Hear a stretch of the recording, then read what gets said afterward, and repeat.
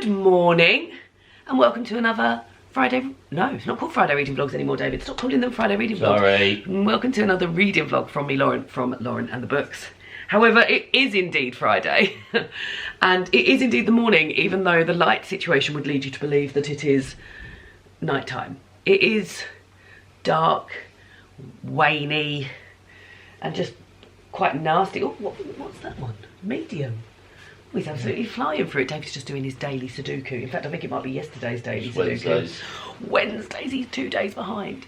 But here we are, and David and I are about to indulge in the second week of our pledge to one another. My pledge is that we'll read together for an hour a week, so we're about to do that. And David's pledge is that we'll go down to the beach once a week. Hopefully we'll get that done this weekend. I mean, it's looking filthy. Yeah, I think Sunday's that we're Yeah, we'll go on Sunday. We'll go on Sunday. Look, we'll just go on Sunday. But actually, while you're doing that, which is David's page... Have you done the other one as well? No. Oh. David's got 2 page-a-day Sudoku calendars that he got for Christmas. And one is on his bedside table, and the other one... I mean, to be fair, you're not back at work yet. So the other one is on your computer desk where he does his work. And he's having a great time with them. I got this from my sister, which is a page-a-day gallery calendar of a different piece of art every day, and I'm going to change it over. However, the only thing I will say is that it is tricky to turn it over to show, so I don't see the one that's on the other side. So here we are, it's the 9th of January. It's not one of my favourite ones, to be honest. This is done by Robert Howlett, and it's Isambard Kingdom Brunel by the Launching of Change by the SF Great Eastern. Oh, it's a photograph. Oh, so it's not just artwork. So there he is. Old Isambard Kingdom Brunel. My brother-in-law loves Isambard Kingdom Brunel, so maybe I'll chop that out for him and he can have that in a frame afterwards. Would you like this in a frame? No. No, I'm fine with it. But there we go. He So can have it. that's very nice to have on my bedside table. Potentially not today. I mean, he's a very clever man, but it's not aesthetically thrilling to me. So here we are, and we're about to start an hour's worth of reading. We've got a big cup of tea and a big cup of water each, and we're going to sit and read for an hour.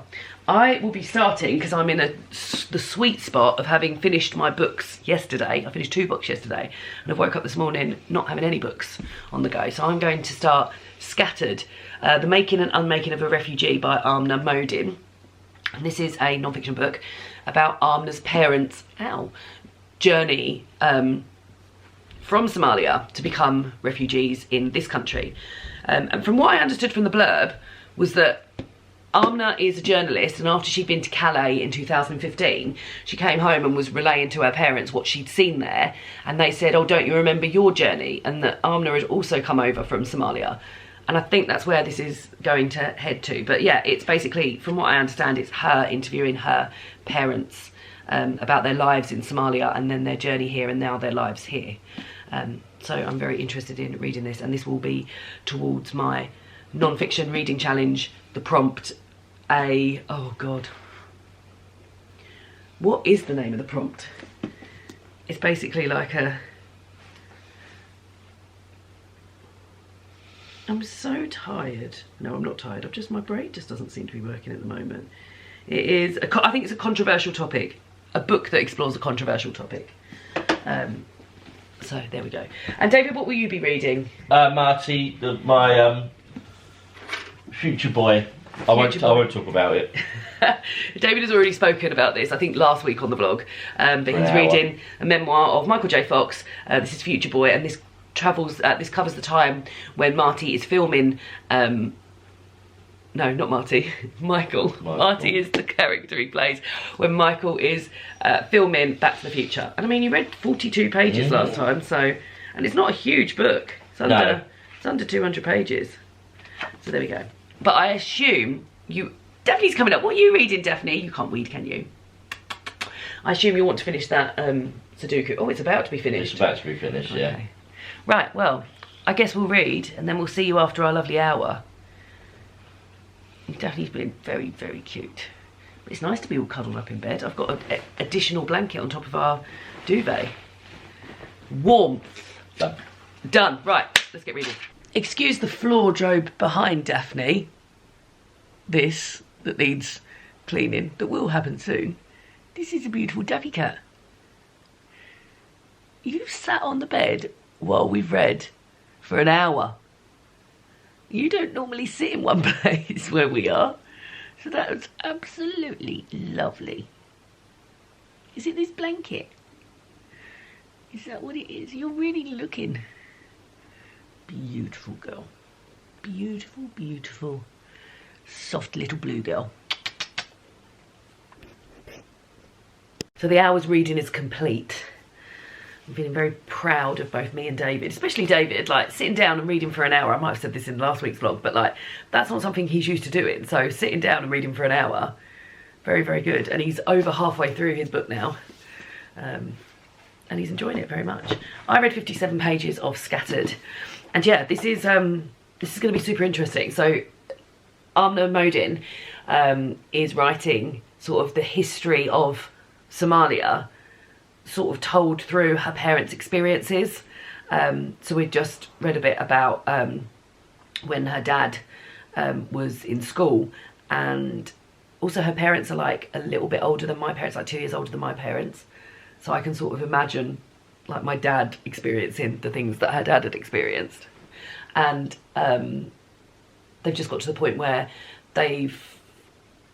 in schools, people have started speaking Somali rather than previously they were speaking English and Italian. And whilst that seemed like a good thing at the time, her dad is saying that it really sort of cut them off from the rest of the world, because it meant that they were restricted, that they didn't carry on with their studies of the English and Italian language. They just spoke Somali, which is like an interesting point of view to hear. And yeah, just very much enjoying it. Very, very well written. And yeah, we shall continue. So I think David's about to make me a couple of slices of toast. So I will continue to read and have a couple of slices of toast and maybe even a cup of tea. What do you think, Deb? She's a beautiful girl. And then I'll take you in. Listen to how dry my hands are. I'll take you into the lounge and we'll talk about the weekend's plans. No walk this weekend because there's a storm a-coming. And today it's gonna, like today was gonna be the day that we went for the walk, but we woke up and it was chucking it down. It isn't currently chucking it down, but I did have a look at the weather and it said it was gonna snow basically all day from 11. Let's have a look.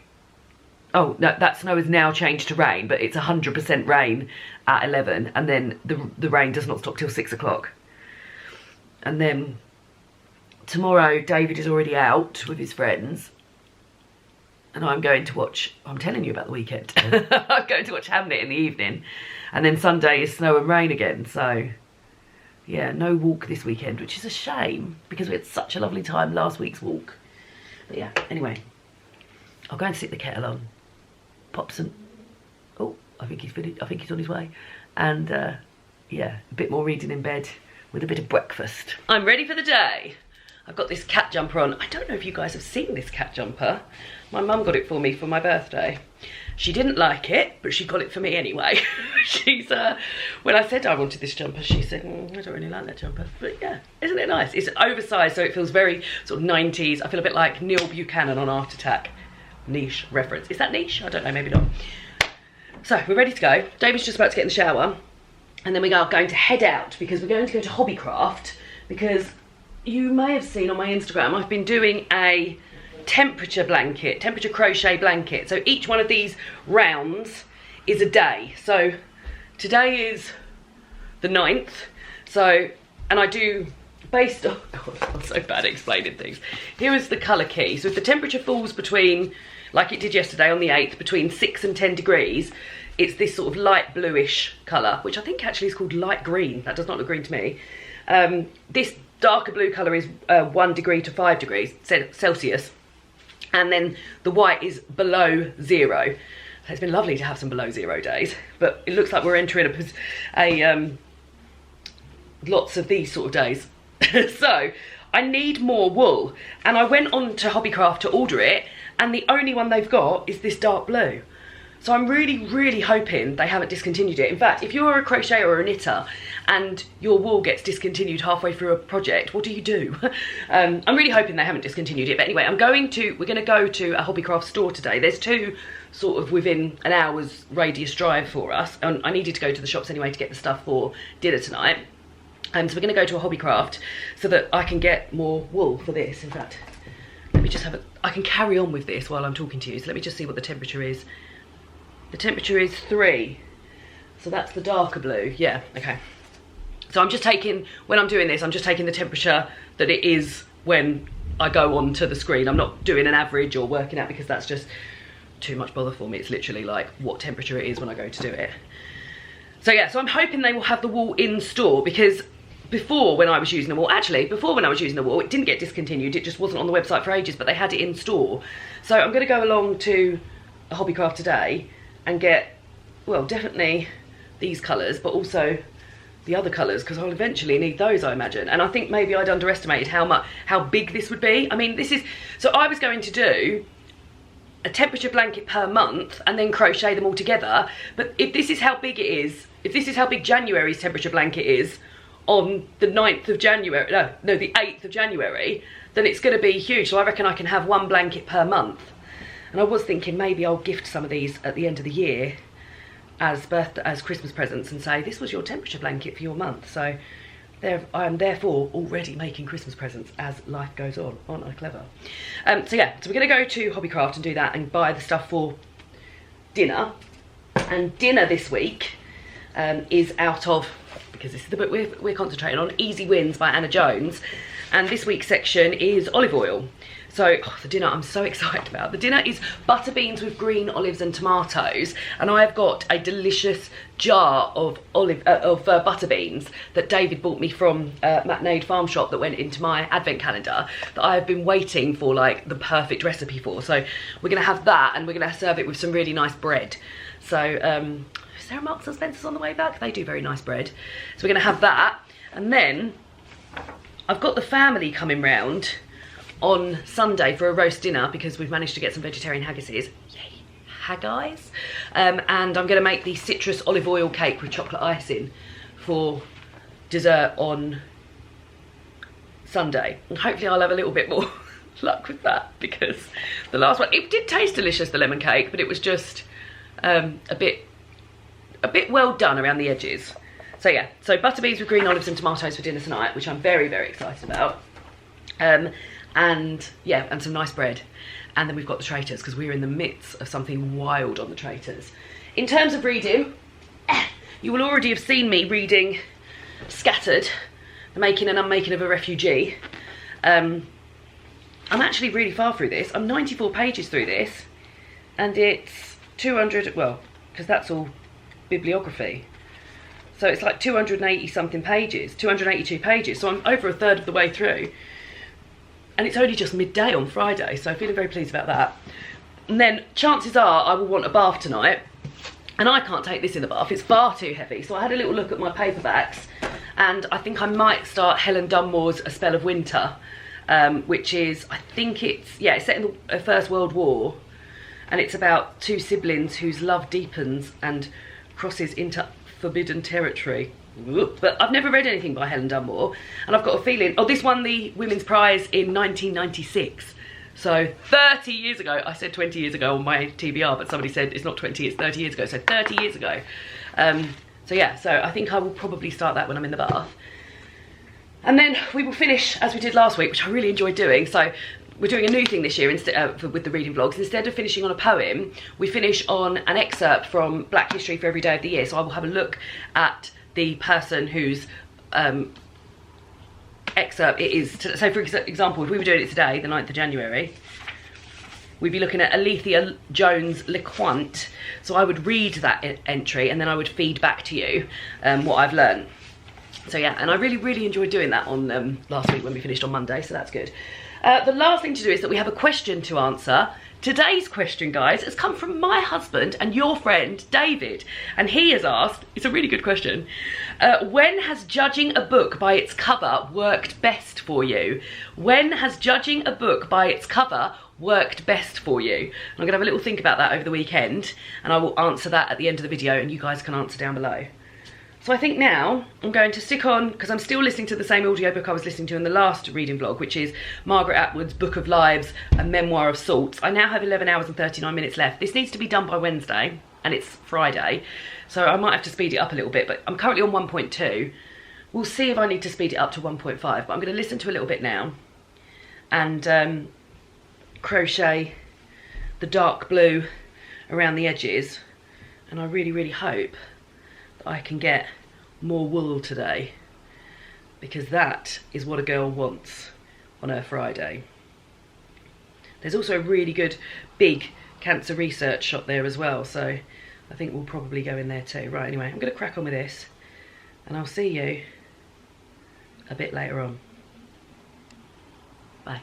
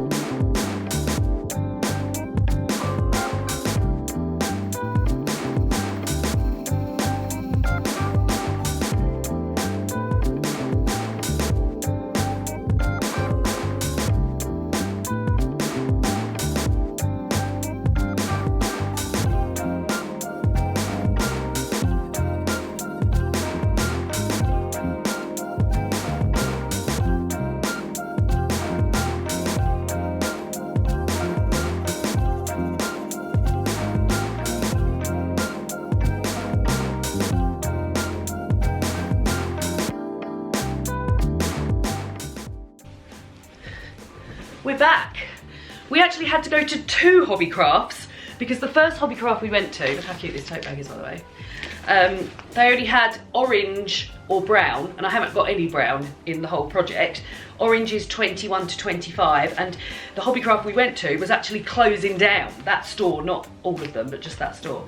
In fact, it actually said a few times, just this store. So they were making that known. But so these were 20% off. So instead of being £3.30, they were £2.64. So I got 4 of those because I thought when it comes round to the summer, chances are I will need that. But they didn't have any of the other colours. So I spoke to the person in that hobbycraft and said, have you in the other store got white, dark blue or light blue? And they said they've got one white, which wasn't true. When we got there they didn't have any white. They've got some dark blue and they've got some light blue. So I went and had a little stock up just so I could basically finish January. It's going to take a lot more wool than I thought. But the plus side is, I guess, is that hopefully by the end of the year I'll have 12 birthday presents ready to go. So I got 1, 2, 3, 4 of the light blue. 1, 2, 3 of the dark blue. And I'm about to start on one of those, I think. Oh. And then they had a green, which I've already got one green, but they had a green. And they had this purple, which is in the summertime, but I thought, well, it's worth getting them. Here's my little key. The purple is for 26 to 30, but I thought, well, it's worth getting that just while I'm here. I did ask, and it doesn't look as though, here's my book. It doesn't look like they are discontinuing it. It looks like they are carrying on with it, so I am pleased about that. I also picked up another book from the library, another non-fiction book, Winter, The Story of a Season by Val McDermid. Thrilled to see how slippy this is. This could even potentially be done in one sitting. It's 150 pages long. So yeah, so I need to go and put that on my, at some point in one of these reading vlogs, whether it be today or the next one, I'll show you all the books I've got out from the library at the moment, because I'm pretty sure we haven't done a library haul or anything for a while. I also treated myself to a tiny little cutting mat, because I've had to borrow my mum's cutting mat and it's huge, and I only need a little one. So that will do that. And then that be it. I wanted to put this tote bag into this bag, because this is my leaving the house bag now. And it's always good to have a tote bag. I love that tote bag. But I need to sort out what I'm going to do with the wool, because all of the wool isn't going to fit into here. I want one of each of the ones that I've started. This can all go somewhere, so I need to find somewhere for that to go. And then I'll finish off the last line of this. Oh, well, it's not even a line, but yeah. Oh, I am pleased with how big and chunky this is going to be though. But hopefully there's no more white, because I haven't been able to get any more white. So yeah, hopefully not. What are you up to for the rest of the afternoon, my love? Dunno. I've just made myself a cup of tea, and I got me and David a mince pie, and David said, I've had all the mince pies I could possibly manage, no more mince pies. So I don't think I'll eat 2 mince pies. No, yeah, I think I'm just exhausted with them now. He's exhausted with them. But I think I will drink my tea and have my mince pie and read a bit more of Scattered. And then I'll have it all tidy up in here because it is looking like a bombs it, isn't it? It's not too bad, it's just a few pillows and mainly all of your stuff on the sofa. Bathed and trying to clear out this candle so that I can put the replacement in there, because I've got these Sainsbury's candles. It's a very good idea, Sainsbury's, but you can buy, look how much wax is left over though, you can buy refills for these beautiful pots, and I got quite a lot for Christmas, so I'm trying to empty the pot which had the candle spa day in it to make room for its refill. Let's put that over there while it does its magic. Put this bit in the bin. I imagine that's what fatbergs look like, just waxy, greasy messes of... Actually, I'm about to start dinner. Butter beans with green olives and tomatoes. I'm very excited about it, but to be honest, I could do a little clean down of the kitchen first. So I think I will have a little wipe down of the kitchen. But I can get things out because this bit is clear. So let's do that first. So the things I need, another good thing about this Simple Wins books is that none of them have a huge amount of ingredients. So I need 100 ml of extra virgin olive oil. Here is some extra virgin olive oil. 2 onions, peeled and finely chopped. 2 onions. 2 cloves of garlic, peeled and finely sliced. Big ones because David loves garlic.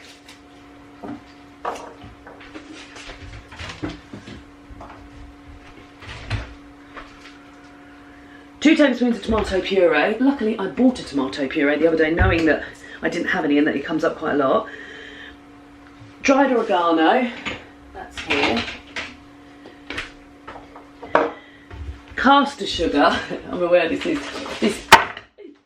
There's my chocolate that I'll make my tart with tomorrow. I'm aware this is now feeling like loads of ingredients. So it says 100, so 1 400 gram tin of finely chopped tin tomatoes or passata. So I haven't got fine, I'm sure it'll be fine. I've got Italian chopped tomatoes, that'll be fine. I've just realised now, it's fine though, that it asks for stone-in green olives. But I haven't got stone-in green olives, but I've got delicious grilled Turkish green olives. These are the olives that got David onto olives. They're from Marks and Spencer. Please take these to your olive hating friends and family and watch in awe as they become turned on to olives. The next thing is 2 tins of butter beans or 1 jar of butter beans. So I'm doing the jar. This is the jar that David got in my advent calendar. Parsley. Blech. Don't like parsley. So I got my favourite thing, which is basil and dill, and then feta. And let's just have a caper to get me going. Although I've just had a olive. I love a caper. And should we have a nice fizzy drink? What fizzy drinks have we got in here? Oh, cherry. She loves cherry. Dawson's cherry. Okay, let's have a little tidy up in here, and then let's get cooking. Oh, God, that is such a good soda. And I should say we're going to have it with a sourdough that I got from Marks and Spencer's. So let's tidy up first.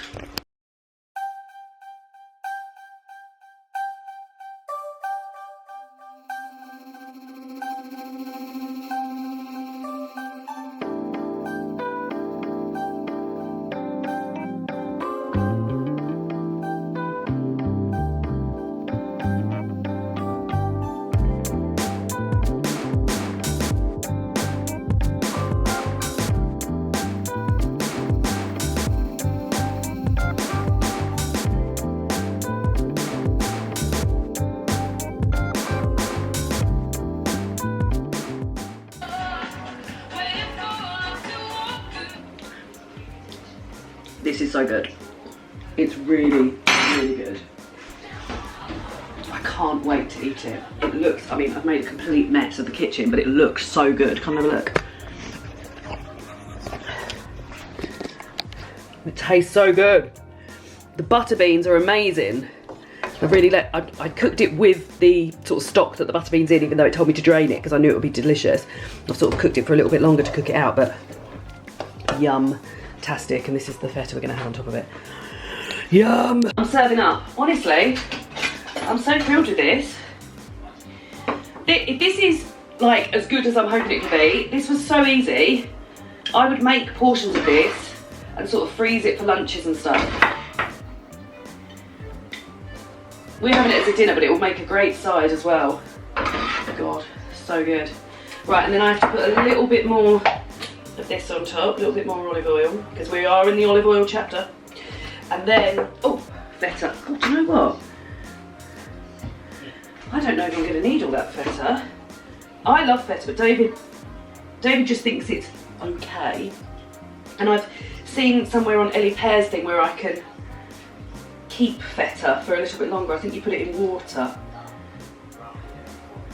There we go. And then just the leftover pepper. I'm washing my hands after I've just licked my fingers. Herbs, herbs, herbs, herbs, herbs.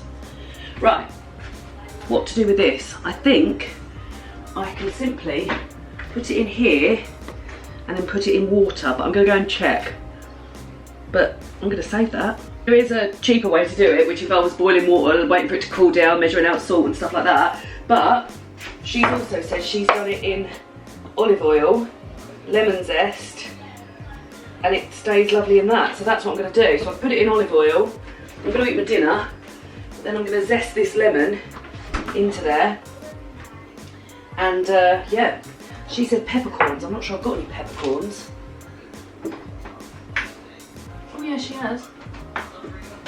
There I am saying I'm going to go and eat my dinner as she gets her peppercorns out. Peppercorns. And then some lemon zest. She says chilli, but we're not big chilli lovers. Yeah, there we go. Right. Do you know what? I will go and eat my dinner. I'll do that after. But that will be lovely. Right. Dinner time. Let's see what David has to say. Look how delicious this looks, David. I'm well excited. I can't wait to eat it. Wow, it does look good. Yeah, really well good. Done. Right, let's try it. So this is some salted, some smoked salt, and that's some olive oil with a bit of balsamic in it. Right. But the main message is dip into this. Dip into that. Well, I mean, I can dip. The main message. I love to dip. Mm. It's so yummy. So yummy. Mm. It's delicious. Mm. It's a shame I can really smell what I've wiped the table down with. Well, I wish all dinners should come with this amount of bread. Yeah. Right. Shall we watch Honey Go? Mm-hmm. Dinner was so nice. So nice. I feel a bit snotty and a bit cold. That's why I've got David's hood on with the hood up. We've watched 20 minutes of the episode of Traitors and David needed a wee, so I've recruited him to make me a cup of tea whilst that's happening. Not while he's on the toilet. Or while he's up. Don't wee in the kettle.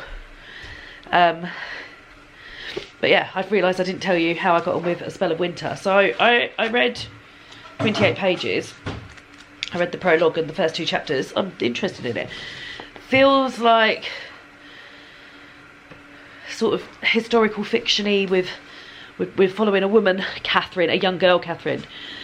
We're sort of flitting back from memories that she's got of her brother, Rob, and about the people who have looked after her and things like that. And it opens, it's very sort of visceral. It opens with this scene of this dead body being removed from a house and an arm falling off. And then there's a bit later on where they're talking about her brother Rob had got a dormouse out of the field and had tried to look after it, but his eyes had gone really gunky and stuff like that. There's just a lot of like gross stuff going on, which normally puts me off of a book. There's been a few books that I haven't enjoyed because of the sort of grossness of them, but so far so good. Yeah, It astounds me that this was the winner of the Women's Prize 30 years ago. But yeah, we shall carry on with it. Not right now, obviously, because the Traitors is on. Very much enjoying the Traitors. I don't want to give you any spoilers, like, in case you haven't watched the Traitors. I mean, you should be up to date. This video is going up. Oh, so this video will be going up like after more Traitors have been on. So we are now at the point, if you don't want to see the spoilers of the Traitors, go away. But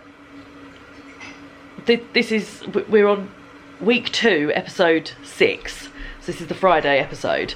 So last night Fiona dropped the bombshell that she believes that Rachel is a traitor, and based on the evidence that Rachel has told the other people there that Amanda, who got voted off, was a police officer and she'd shared that. Rachel is a traitor, so it feels a bit wild that Fiona would out her in front of everyone when they've got this sort of traitor's code. My feelings about it are that I wonder if maybe Fiona felt a little bit jealous that she hadn't been told that Amanda was a police officer, because Fiona had a lot of police officers in her family, is the vibe I was getting when she was talking to Harriet about it. Also, it's exciting having an author on there, isn't it? Harriet Tice. Has anybody else read Harriet's book Blood Orange? I read it a good few years ago, and I actually watched Simon interview her at a headline showcase one year. It was the same time that I met Nadia Hussein, so that was very exciting, and James Acaster was there. But yeah, I read Blood Orange. I don't remember much about it, but I remember enjoying it. I very much remember the front cover. But yeah, so it's exciting to have an author in there, isn't it? So yeah, so we are now watching the fallout of that. Bedtime brew. Oh, yes, please. Do you want to open those cannolis, David? Oh, yeah, good shout. I wonder what will become of all that. Oh, and they've just killed Reese as well, which I thought was a bit of a mercy killing, to be honest. I wonder what will become of all this. I couldn't tell you where it's going. But yeah. Bunged up I am too. But having a nice lay down on the sofa in my husband's hoodie and a blanket. And having a nice bedtime brew and some cannolis. I still can't get over how good dinner was. It was so nice. In fact, I might even send a photo of that recipe to my sister. Oh God, look at Sophie. I might even send a photo of that recipe to my sister and say, we had this tonight, it was amazing. Right, I'll do that and I will see you a bit later. Oh God, that's done nothing. Try and make yourself look a little bit glamorous for your audience, Lauren. I would say morning, but it's actually midday on Saturday. We have spent a couple of hours doing some chores, and I'm just putting away my floor drobe that was down there. But we've hoovered throughout. I've cleaned the ensuite, toilet, sink, shower. Which shower, you know how much I like a bit of a clean, but cleaning the shower is just beyond my favourite jobs, to be honest. Our shower definitely needs new grout. I can't get the grout to not be yellow. So yeah, so it's a bit of a miserable job in there. But hey, it looks and smells lovely, and I've even opened the windows despite it feeling like -4 outside. I think it's nice, isn't it, to have an air change every so often. And it's looking lovely in here. So yes, I'm just putting away my floor drobe, and then I will have a shower. Oh God, I don't know where I'm going to put all my trousers. There's no room for them. There's just no room for trousers. I will, yeah, have a shower. Well, maybe I can fit 3 pairs of trousers in. Should we try and squeeze 4 pairs in?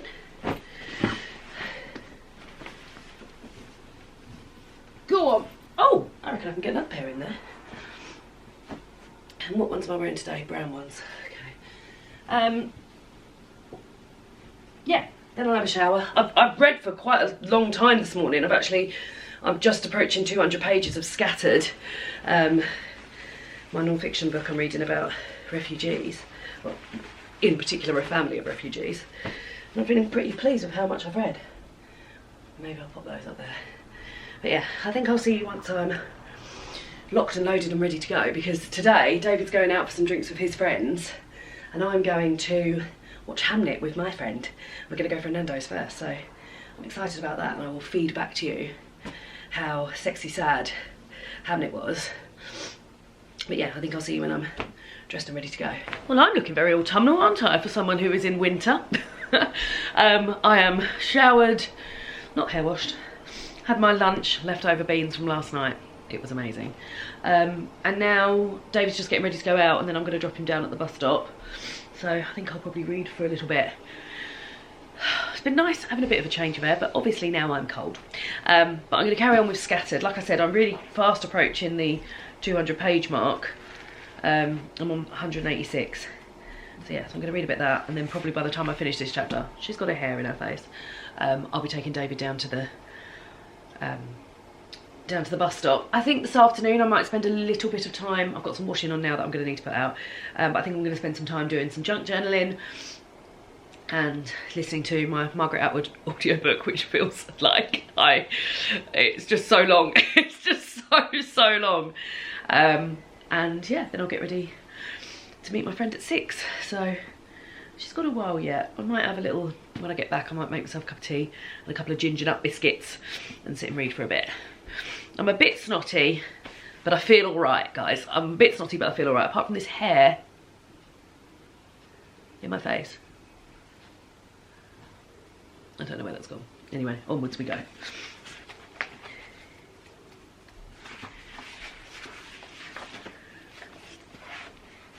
Right. It's time to do some junk journaling. I am so snotty and sneezy. It's unbelievable. I'm going to do some junk journaling and listen to some Margaret Atwood book. And just sniff all afternoon, I think. It's just gone 2:30. Still got a bit of time. Not going to leave here for about 4 hours, no, 3 hours, 3 hours. So yeah, so I could spend a bit of time doing this. Keep your eye out at the beginning of February for my video about how I had doing a month of junk journaling.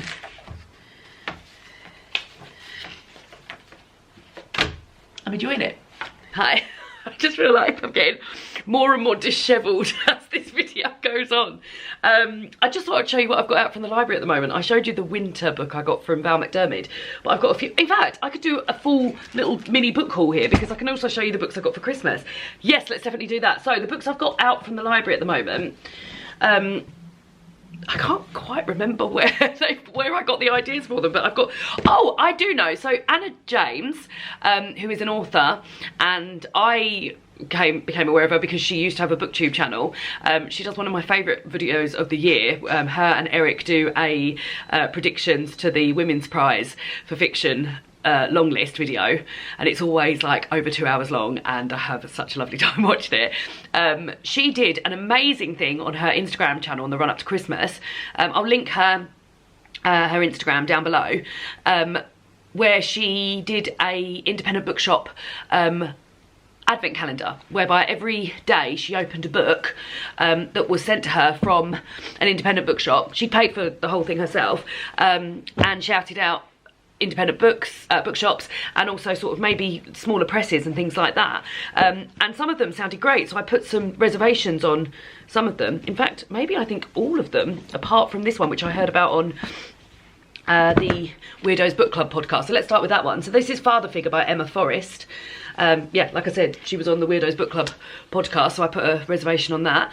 And then I've got these ones, which are that I heard about on Anna's Instagram, where she was talking about the independent bookshop. So I've got Zorrie by Laird Hunt, Yours from the Tower by Sally Nichols. I'm sure I've read a book by Sally Nichols before.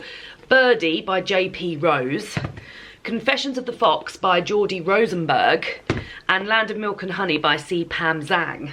So there we go, those are the books that I've got from the library at the moment. I've got so many reservations on at the moment because people's best books of the year have started coming out and things like that, so I've been popping some reservations on for that. And then books that I got for Christmas, exciting ones. Oh, first of all, I got one sent to me from my wish list, which is very exciting. This is Aerth by Deborah Tompkins, and this is about sort of alternative Earth. Earth spelled A-E-R-T-H, but there's also another Earth in this spelled U-R-T-H. It's a story about migration, climate, conspiracy theories, and interplanetary homelessness. I'm really looking forward to reading that. Then David got me, every year I ask him to get me, I asked him to go into a bookshop and get me a book that he hasn't had any sort of like pre-ideas about. And he got me this, which is a book that I've read before, but oh my God, it is the most beautiful edition of it ever. It is this huge, and if I take this, I don't really know what this is doing on there, but this is Little Women. I mean, look at it. And it's all sort of goldy edges. And yeah, I read Little Women often. I read it again this year. But I actually think this might be, it's because it's so big. I could actually have this out, maybe on display next Christmas. I mean, look at it. It's absolutely gorgeous. So yeah, I need to find somewhere to display that sort of all year round, but I think maybe I'll start popping it out at Christmas. Whether or not this thing makes it, because it's a bit annoying actually. And I know that it's Little Women. Oh, it says Little Women on it.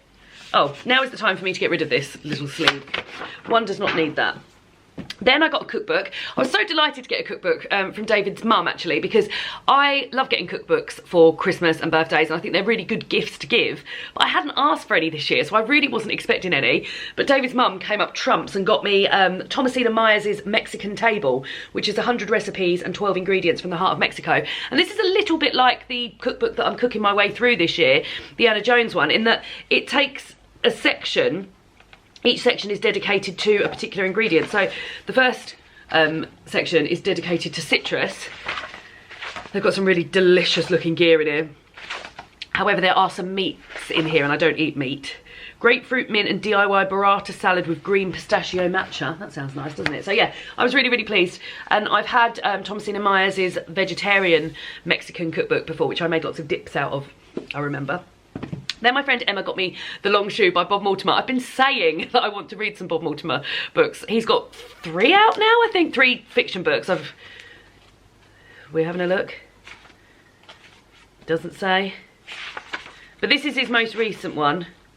It actually doesn't say how many he's got out. Hotel Avocado, Satsuma Complex. So this is his 3rd one.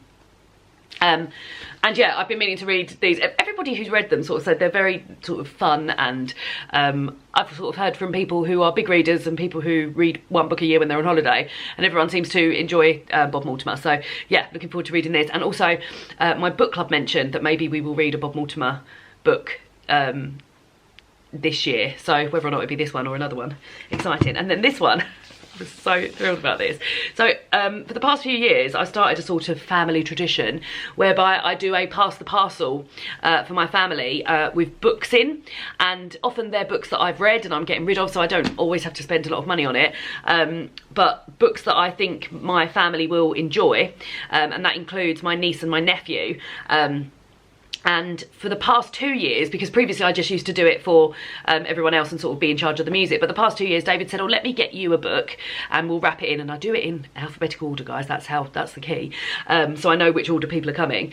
And yeah, last year David popped a book in for me and he's done it again this year. And the book he's got, I'm so thrilled about, is Jimmy Fumarewa's book, Picky, From Fussy Child to Professional Gourmet. And Jimmy is a food critic and appears most prominently, I guess, on MasterChef. But yeah, I was so excited. I loved his episode of Off Menu that I listened to maybe last year or the year before. And I've always enjoyed his appearances on TV when I've seen him. But yeah, this is just a really good shout from David. Well done. And this book has inspired one of my prompts for the spring non-fiction reading challenge. I'll tell you now because it's a little spoiler, but one of the prompts on the spring non-fiction reading challenge will be read a non-fiction book by someone who does a job that you think you would like to do, and I think I would quite like to be a food critic. So there we go. Those are the books that I've got at the moment out from the library, and the ones that I got for Christmas. I suppose I should put these on my shelves now. And yeah, I heard my Gousto arrive, so I need to go and unpack that as well. The light is dimming. The birds are still out though. She's packing away the Gousto, and as soon as I opened it, the top thing on there, I've got 4 this week. Oh, that is not what I expected that to look like. Was saying, spread the word. So it doesn't say what, but I will link it down below. But you will get it says a tasty discount.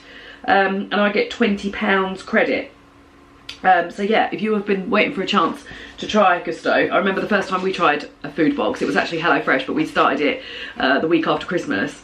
And yeah, when January, when it's cold outside, you want your decisions made for you. It's nice to go home and know that that's what you've got what you want for dinner planned. What we've got this week, we've got 4 miso mushroom and caramelised onion bucatini. I love mushrooms, and David loves pasta, so tick. Meat-free sausages with sage and onion gravy. And it looks as though they've done the sausages into a sort of ball-like situation there, but my God, it's with mash and kale. Those are like my top things. Yeah, you're making like, oh no, you're just cooking them. You're just cooking the sausages. God knows why this picture has those in, but there we go. Miso portobello mushroom. There's lots of mushroom stuff. Rice and gochujang slaw. Love mushrooms. Love gochujang. David loves rice. And then this one, which has got the salt and pepper fable mushrooms with chili sauce and brown rice. The fable mushrooms, if I can find them, they look like this. And I've not found anywhere to buy them apart from Gousto, but they come like this, and they're called meaty pulled mushrooms, and they're really good. They're marinated shiitake pieces, but yeah, they're really good. So I'm gonna pack this away. But yeah, if you want to try it and earn me, and I've got an affiliate link, so I'll get 20 quid. You guys will get a discount, but I will link that down below and actually list what the discount is. I don't know why they didn't put it on the leaflet, but there we go. I need to put these in the order that I'm going to eat them. There we go, that's the order I'm going to eat them. And let's put this away and listen to some more Olivia Dean, because I just can't stop listening to Olivia Dean. It's so easy to fall in love with me. Good morning and happy Sunday to you. How are you? The film and the Nandos were great. Had a lovely time. I've got a new thing in Nandos, which is called the Big Cheese, which is a halloumi, pineapple and red pepper. Ooh, last time I think I had it in a wrap, but this time it was in a burger. And then you get your sides, and and they've got a new side, a Portuguese tomato salad, which is lovely. You have to pay 75p extra for it, but it is worth it. And then I have it with peri-peri chips. It was delicious, and I had medium spice for the first time ever, and I'm feeling very proud of myself. So yeah, and the film, the film was really good. It was sad. It was sexy sad because Paul Mescal was in it. I couldn't believe it flew by. So I went to see it with my friend Emma. And for a film that was over 2 hours, it flew by for me. Emma said it wasn't the same for her. She enjoyed it, but it didn't fly by for her. So maybe that was just me. And I went in and thought, God, I really need the toilet. And then I didn't need the toilet for because I was gripped. Very nice to look at, sort of leafy and pretty. Jessie Buckley was amazing. The little lad who played Hamnet was adorable. And I found the last bit very sad. I was going in expecting it to be sad, but the last bit, very sad. But yeah, enjoyed it a lot. There we go. And then went back to my friend's house and we watched a couple of episodes of Banjo and his husband, who are interior designers, doing over a hotel in Ulva in Scotland, which is an island off of Mull. And I very much enjoyed that as well. And then went and picked David up, and then we've woken up this morning and done a few chores because we've got people coming around for a roast dinner today. But we've got a lot to fit in because I also want to get down the beach for a little walk, which I'm hoping David will be back by 11:30 so we can make a quick sort of 40-minute round trip down the beach. But I'm going to get everything ready to make the citrus olive oil cake with chocolate icing. I can't start it, but I can certainly get everything ready for it. So we need 2 clementines, 1 small unwaxed lemon. It's not that small, sadly, but hey. 4 tablespoons of extra virgin olive oil. Uh-oh! Let's quickly ring David and say, can he get extra virgin olive oil? Have you left the shop? Yeah. Oh, bugger. I really need extra virgin olive oil for my cake.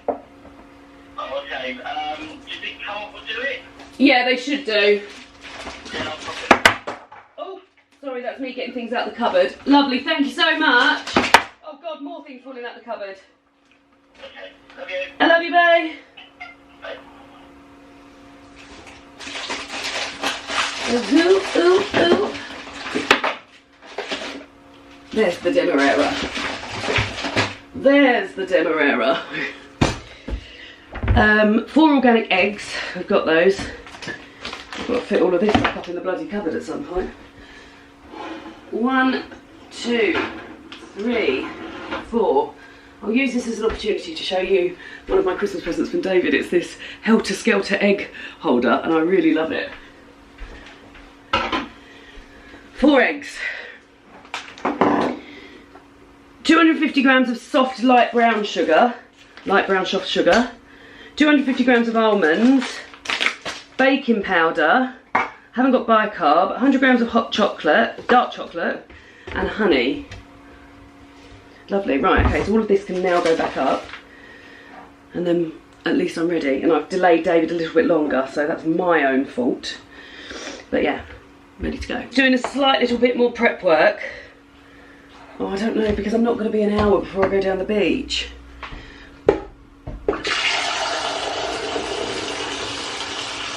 I should have checked. Also, we don't want to be boiling those with stickers on. I should have checked that this needs doing for an hour.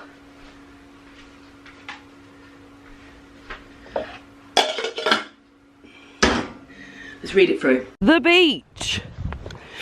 The beach in winter is our favourite beach, isn't it? Yeah. And it's not too windy. Sometimes it's weird because it's really windy sort of like in the roads leading up to the beach, and then when you get to the beach it really calms down. So yeah, we're in our winter wear. This is my new coat. Do you want to give a full display of my new coat? You might need to look in the viewfinder. Is that a full display? That is full display. I got it for Christmas from David's sister. I don't know if I'm blocking a mic. Just give it back to him. You're holding it like it's a little baby. It's because I've got my gloves on it. Sure. I got it from David's sister for Christmas. It's quite dry roby, isn't it? And when we came down here on New Year's Day to watch the swimmers, a few people were like, "Are you going in?" Because they thought I was in a dry robe, but I wasn't. But yes, I'm very pleased with it. It's from Eleanor Boma, and it's bright and fun and very warm and wind blocky. To the hole. Oh, right. What are you doing? Filming my cake? What are you doing? Hello. Hello!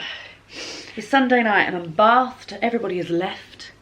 You will notice that although I made that delicious olive oil citrus cake, I didn't film any of the process of making of it, and I basically filmed it like while it was on the table, because I was filming it whilst David and I were both making whilst David and I were both making the roast dinner for my family, which was a bit of a tester because we've got early tester, but we're due to host Christmas this year, actual Christmas Day in December, you know, 11 months away, and I've never done a roast dinner for more than just me and David.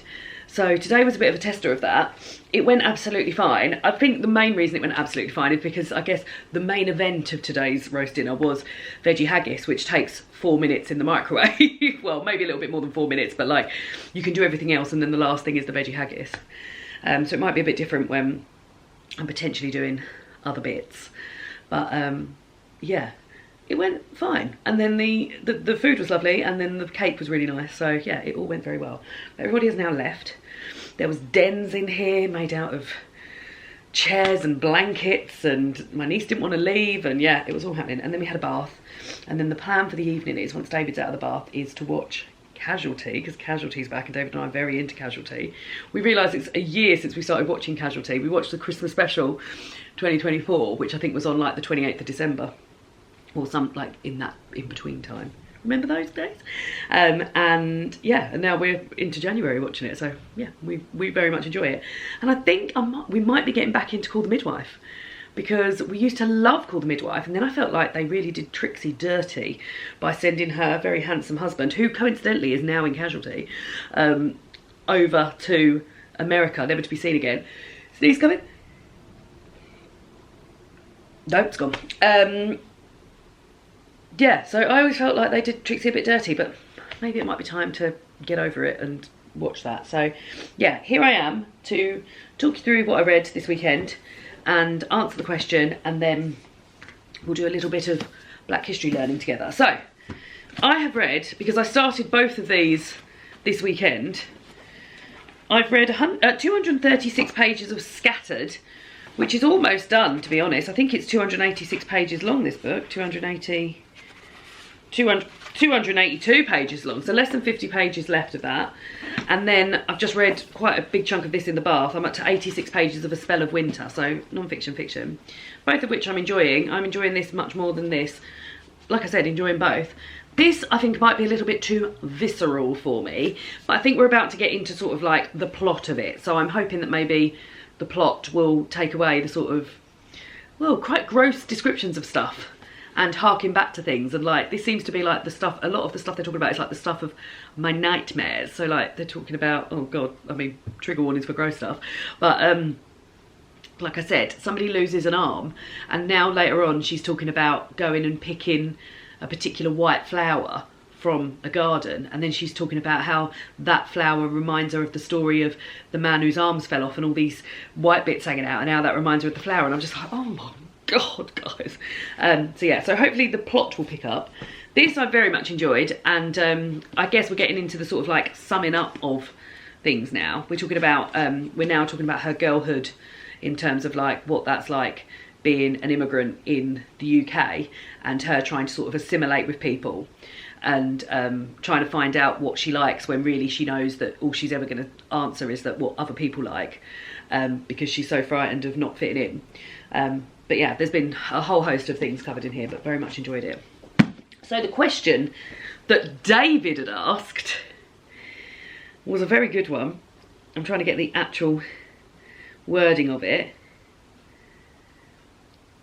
When has judging a book by its cover worked best for you? And I've got a really good example, because the book whose cover I judged is my favourite book of all time. And then I've got one whereby I saw the cover and I thought, oh, that looks fun, and now having read the book, the cover is amazing. So yeah, interested in cover stories for you. So when has judging a book by its cover worked best for you? So the example I've got of this is Rebecca by Daphne du Maurier. It was an ex-work colleague's 60th birthday, and we don't normally buy presents at work, but it was her big birthday coming up, and she'd often mentioned that Rebecca was her favourite book when she was a girl, and she hadn't, well, a young woman, and she hadn't read it since then.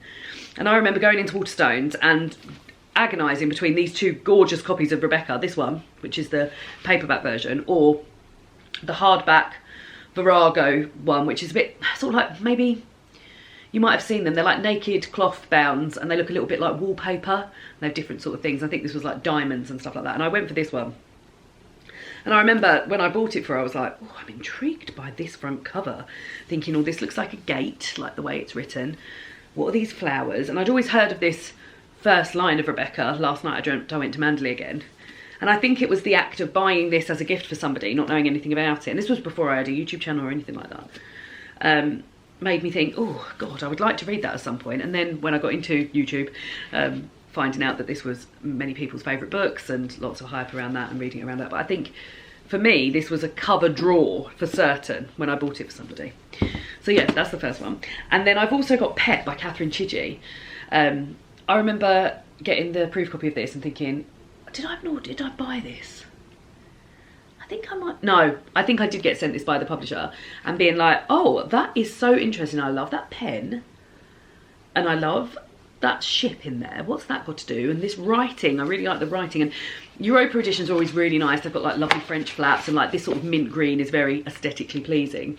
And I've got quite a few Europa books that I've read over the years and like very much enjoyed them. But yeah, I was very into this. And then when you've read the actual book, how you can link back even down to the writing on this and the colour of the writing and this bit of ink leaking out the pen and what's in the pen, and how clever this front cover is and how it links to a lot of the plot inside. So yeah, two lovely cover stories for you. But yes, I would be very interested in you answering the question, when has judging a book by its cover worked best for you? So let's go for our Black History of the day. I'm going to tick over what I've done so that I know. What's the date today? It's the 11th. So last time we did George Washington Carver. The 11th is Sister Rosetta Tharpe. So let me read this about Sister Rosetta Tharpe. No pictures or anything. And then I'll get back to you to tell you I really just hurt my boob with the corner of this book. All about Sister Rosetta Tharpe. I will get back to you shortly. Sister Rosetta Tharpe, a guitarist, singer and songwriter, pioneered rock and roll music in America. Some music for discussion, how wonderful. So yeah, Rosetta, Sister Rosetta Tharpe was born Rosetta Nubin in 1915 and her parents were musical, and by the age of 6 she was performing gospel in church and started travelling with her mother as part of a sort of religious band. In the 1930s she became a recording star, and she often would mix her gospel music with sort of rock and roll, which was sort of criticised at the time. And she also used to play the guitar, which was really unusual for a woman at that time. She performed in nightclubs, in particular a place called the Cotton Club in Harlem. Apparently it was a very famous nightclub. And then she continued her career throughout the Second World War and recorded a song called Strange Things Happening Every Day in 1944, which was considered to be the first, some people consider it to be the first rock and roll song, rock and roll record. And then more recently, there's been some sort of recognition of her influence on music. And in 2018, she was inducted into the Rock and Roll Hall of Fame. And in 2008, the state of Pennsylvania declared the 11th of January, today, to be Sister Rosetta Tharpe Day. So yeah, I really, really enjoyed learning about her. And hopefully you did too. So there we go. Another reading vlog. Very much enjoyed. I'm now going to sit and relax for a little bit, maybe do a little bit of reading maybe, and yeah, I'll see you all again soon for another Richard video. Goodbye.